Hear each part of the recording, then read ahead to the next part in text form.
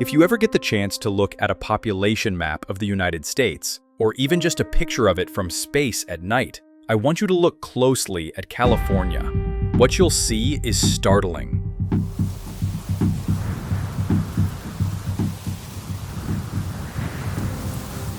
The western edge of the state, along the coast, is a brilliant, glowing crust of light. It's a massive concentration of human beings, home to the blazing lights of the Los Angeles area, the dense web of the San Francisco Bay Area, and the bright cluster of San Diego. Nearly 39 million people live in California, making it the most populated state in the entire country. But then, look at the rest of the state, to the east. Once you get past that bright coastal strip and the fertile valley next to it, the lights just stop.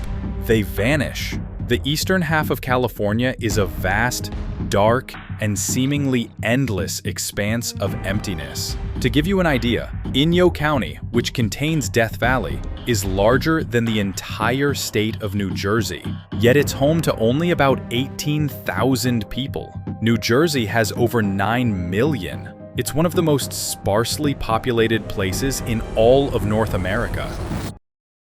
So what gives? Why did almost everyone who moved to California all decide to crowd onto one tiny strip of land, while leaving the other half almost completely empty? The answer isn't about politics or culture. The fate of California, and the reason it's so divided, was decided by a single gigantic feature. A feature that acts as both the state's greatest blessing and its most profound curse. It's a 400-mile-long wall of solid rock, and it's the hero and the villain of our story.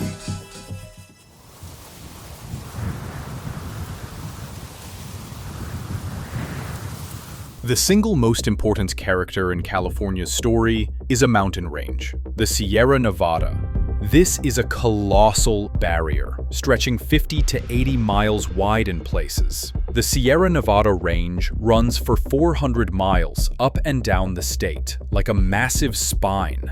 It contains Mount Whitney, the highest peak in the contiguous United States at 14,505 feet, and dozens of other peaks that are thousands of feet high. In fact, the range includes over 500 peaks that exceed 12,000 feet. For anyone trying to get from the east to the west, this range is a fortress wall. And just like a giant wall, it completely controls the state's climate. The weather in California is written by this mountain range, and it all comes down to a simple concept: the rain shadow. Here's how it works.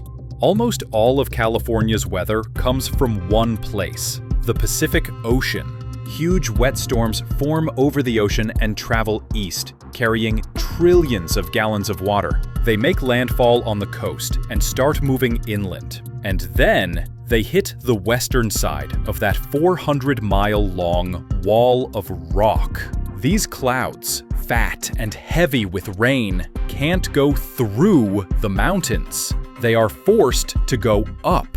As they climb thousands of feet into the cold air, they get squeezed like a giant sponge. All of that water has to come out, so it dumps, and dumps, and dumps.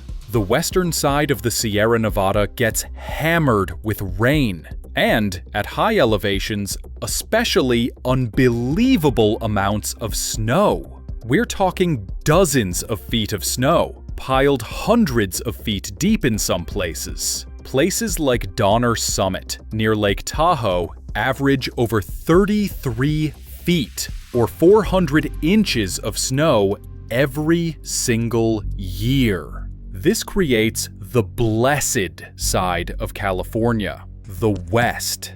This western region has a mild, pleasant Mediterranean climate because the ocean keeps it cool and the mountains give it water. But what happens to those clouds after they've been squeezed dry? They finally pass over the top of the mountains and slide down the other side into eastern California. And now they are completely empty. The land to the east of the Great Mountain Wall gets almost no rain at all. Compare San Francisco, which gets about 22 inches of rain per year, to Bishop, a town on the eastern side of the mountains. Bishop gets only about 5 inches. It lives in the shadow of the mountains, a shadow of dryness. This is why Western California is an oasis. It gets all the rain. It's home to giant sequoia trees and the fertile farmland of the Central Valley. And, most importantly, that massive snowpack on the mountains acts like a giant, free water tower. All spring and summer, that snow melts and flows down in rivers, almost all of which flow west. This is the water that Los Angeles and San Francisco capture with giant aqueducts and pipes, like the massive Los Angeles Aqueduct, which siphons water from the Owens Valley in the east, and the Hetch Hetchy Aqueduct that supplies San Francisco. It's the water that turned the dry Central Valley into the salad bowl of the entire world. Today, the Central Valley produces over 250 different crops and generates more than $50 billion in agricultural value annually, all thanks to that imported mountain water. The West actively takes the water that would have been in the East. And what about Eastern California? It's the desert. It's the rain shadow. Because it gets no water, it is one of the most extreme and harsh environments on the continent. This is where you find the Mojave Desert. This is where you find Death Valley, the lowest, hottest, and driest place in all of North America. In 1913, it recorded a temperature of 134 degrees Fahrenheit, or 57 degrees Celsius, the hottest temperature ever reliably recorded on Earth. So, the geography is the why. It's a state divided by a giant wall that hoards all the water for one side and leaves the other side in a permanent, thirsty shadow. One side is a garden, the other is a desert. And where would you choose to build a city?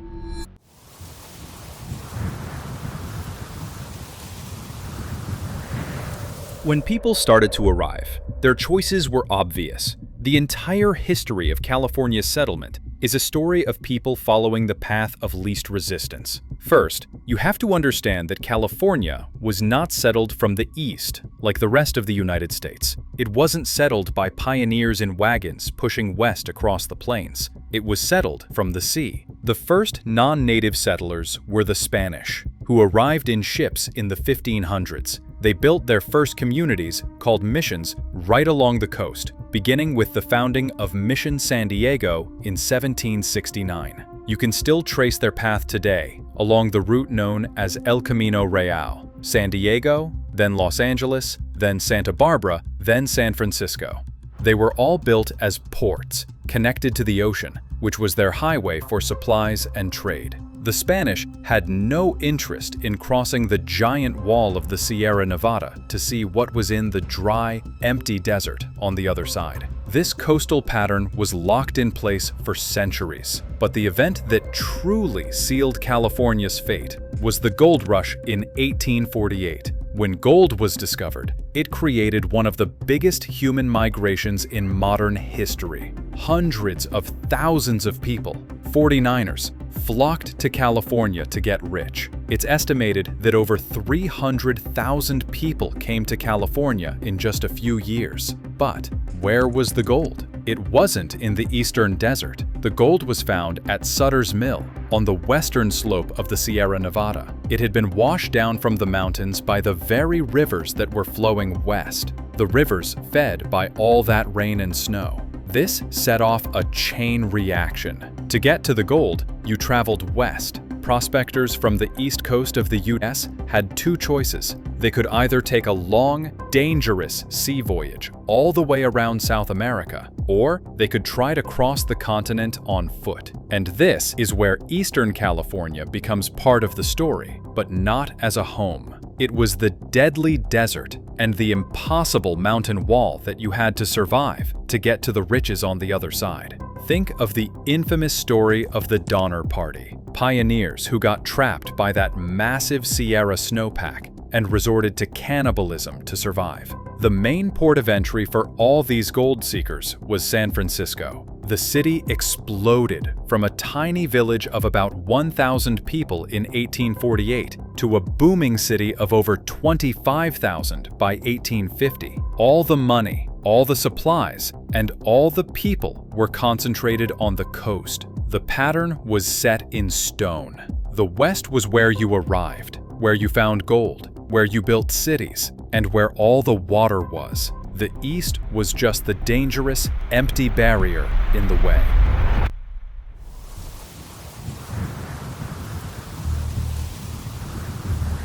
So, we have a land of extreme contrasts, and a history that poured all the people and money into one side of the state. The result, which we still see today, is a staggering population imbalance. People live where the water is, where the climate is mild, and where the jobs are. Let's look at Western California. This is the megalopolis. The greater Los Angeles area is home to nearly 19 million people. Why? It started as a port, and it has access to that imported Sierra water. It became the global capital of the entertainment industry, Hollywood, which has nothing to do with geography and everything to do with being where the people already were. The San Francisco Bay Area has 10 million people. It started as the port for the gold rush, and today it's the undisputed center of the global technology industry, Silicon Valley. Between them is the Central Valley, the agricultural heartland. It's only a garden because it uses the water that flows down the western side of the Sierras. This valley, which includes cities like Fresno and Sacramento, the state's capital, is one of the most productive farming regions on Earth.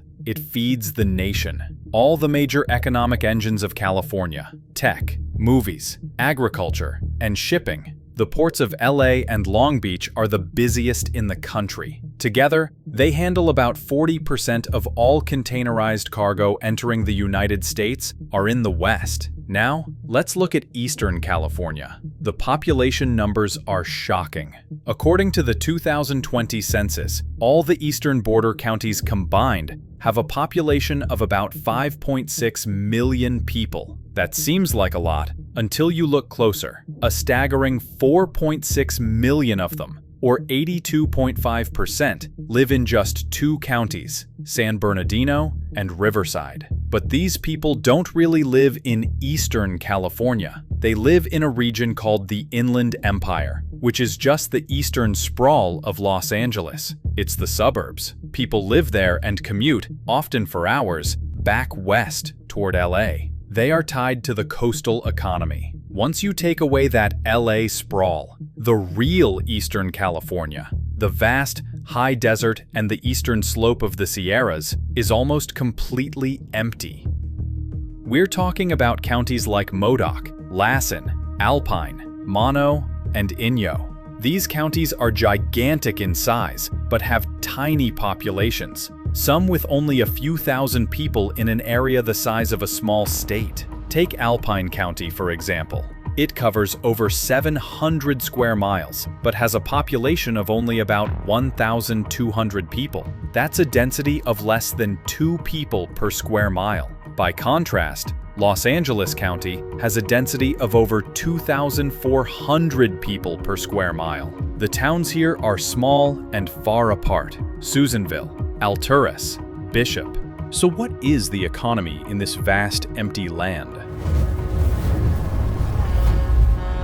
It's not tech or movies. It's mainly tourism and government. People go to Eastern California to visit its extreme, beautiful emptiness. They go skiing in Mammoth Lakes, on the eastern slope of the Sierras. They visit the unique shores of Lake Tahoe, which straddles the border. Or they go to experience the extremes of Death Valley and Joshua Tree National Parks. The land is so empty that the US military also controls huge parts of it for weapons testing and flight training at bases like Edwards Air Force Base, which covers over 300,000 acres, and the vast China Lake Naval Air Weapons Station. Perhaps the most telling piece of history is the Manzanar internment camp.